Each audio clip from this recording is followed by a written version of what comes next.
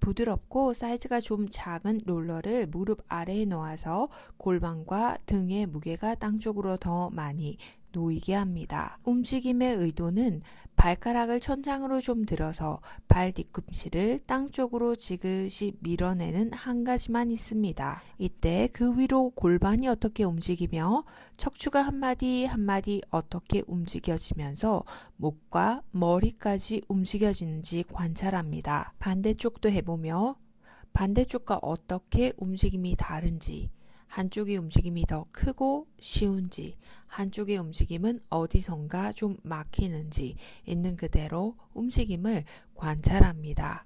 이때 안구와 턱의 근육, 얼굴의 근육, 목과 혀 안쪽까지, 목구멍 안쪽까지 힘을 뺍니다. 이 모든 근육들은 스트레스 받을 때 우리가 긴장하는 근육들로 편도체가 안정화되지 못하게 하고 뇌신경계가 흥분하게 됩니다. 한쪽 다리씩 발 뒤꿈치를 지그시 밀어낼 때 이 움직임이 어디까지 통과하고 멈춥니까?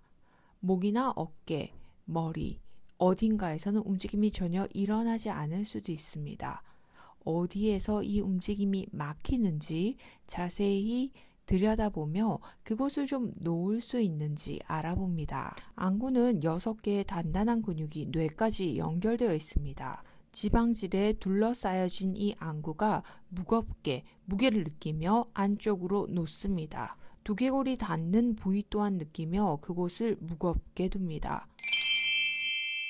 이제 주의를 골반으로 돌립니다. 골반이 마치 공인 것처럼 좌우로 굴러봅니다. 무게가 이동하듯이 한쪽으로 무게가 굴러갈 때 그쪽의 무게를 완전히 놓으면 반대쪽이 들리기 쉬운지 감각해 봅니다.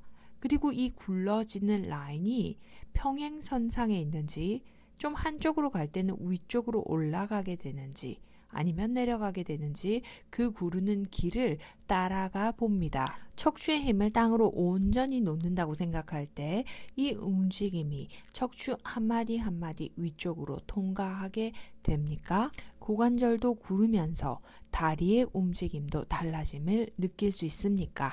견갑골이 땅에 닿는 압력도 양쪽이 달라지는지 알아봅니다. 척추와 늑골이 부드럽다면 이 움직임이 통과해서 위쪽으로 목까지 머리까지 통과하게 될 것입니다.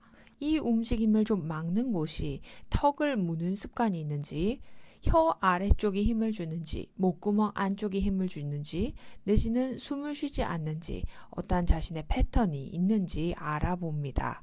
무의식적으로 우리가 하는 패턴들은 자각할 때 안 해볼 수도 있습니다. 자신의 늘 하는 긴장의 습관적 패턴을 놓았을 때 다른 움직임이 가능해지는지, 그 새로운 움직임이 더 편안하고 쉽고 잘 가진다는 것을 뇌가 인지할 때 우리는 새로운 패턴을 형성할 수 있습니다.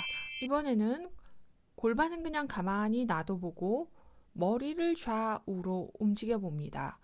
그 아래쪽으로 경추, 흉추, 요추까지 이 움직임이 전달되어 통과하는지 알아봅니다. 머리를 좌우로 굴리는 것과 골반을 좌우로 굴리는 것, 움직임이 어떻게 닮아 있는지, 어떻게 척추를 통과하는지 비교해 봅니다. 머리 아래쪽으로 척추가 경추 한마디 한마디, 또 그 아래쪽으로 흉추 한마디 한마디 분화하여서 따로따로 움직이고 또 그 방향을 바꾸는지 알아볼 수 있습니까? 아니면 척추가 모두 다 통째로 붙어서 움직이는 것 같은지, 아니면 아예 그 방향이 느껴지지 않는지 감각해 보면서 척추의 모양을 상상합니다. 늑골도 마디마디로 되어 있고 그것도 모두 땅 쪽으로 힘이 툭 늘어질 수 있다는 것도 상상합니다. 뇌가 특정 부위와의 연결을 계속 시도하며 끊어진 신경계의 연결망을 다시 재구성하게 됩니다. 이미 뇌와 몸의 신경계의 연결이 끊어져서 신호를 받지 못한 상태에서 무조건 몸의 구조적인 문제만 바꾸려고 할 때는 실패를 거듭하게 되고 오히려 더 안 좋아질 수 있습니다. 움직임을 하면서 습관적인 긴장들은 무의식적으로 또다시 쥐고 있을 수 있습니다. 그러니 숨을 쉬며 또 어딘가를 쥐었는지 눈, 턱 안쪽, 혀 안쪽, 목 안쪽, 가슴 안쪽, 배 안쪽까지 인지해 봅니다. 이번에는 머리를 위아래로 구릅니다. 이때 목이나 어깨의 힘으로 쭉 당기는 느낌이 들지 않도록 유의하면서 그저 수동적으로 공이 굴러지듯이 어디까지 가지나 보며 그 선을 따라갑니다. 안구를 무겁게 두고 작은 공이라 생각하며 이 안구도 머리의 움직임을 따라 눈 안에서 굴러봅니다. 속도가 머리 구름과 같도록 맞추어 봅니다. 뇌까지 연결된 또 다른 근육, 교근, 즉 깨물근도 툭 놓아서 약간 위니 아랫니를 벌리고 머리를 구를 때 턱도 더 벌어졌다, 다물어졌다 움직이게 되는지 감각합니다. 경추 7마디를 툭 놓는다 생각하고 경추 한마디 한마디가 좀 들렸다 땅으로 무거워졌다 하는지 마치 한마디 한마디 분화하듯이 이 움직임을 관찰합니다. 의외로 혀에도 굉장한 긴장감을 많이 가지고 있습니다. 혀가 어느 방향으로 가 있는지 혀 끝 안쪽 뿌리까지 힘을 좀 주고 있는지 관찰합니다.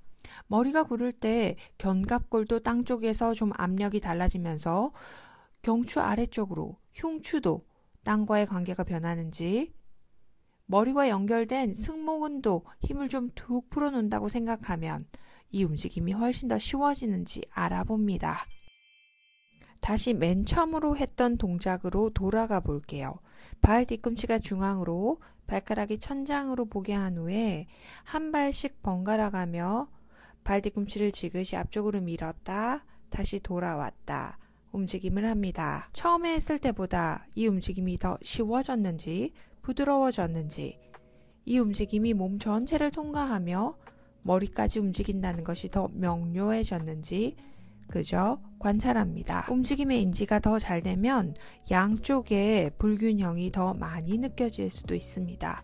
그것을 고치려 하지 말고 있는 그대로 왜 한쪽이 더 쉬운지 왜 한쪽은 어디서 막히는지 생각해 봅니다. 처음 이 움직임을 했을 때보다 머리, 등, 골반이 땅 쪽으로 더 무겁게 놓여질 수 있습니까? 뇌와 연결된 근육들, 서로 연결된 눈, 교근, 얼굴의 근육, 흉쇄 유돌근, 승모근, 혀 밑에 근육까지 모두 좀 놓았을 때 이 움직임이 훨씬 편안하게 되어진다는 것을 알 수 있습니까? 이 근육들을 풀었을 때 마음 또한 훨씬 편안해진다는 것도 알 수 있으십니까?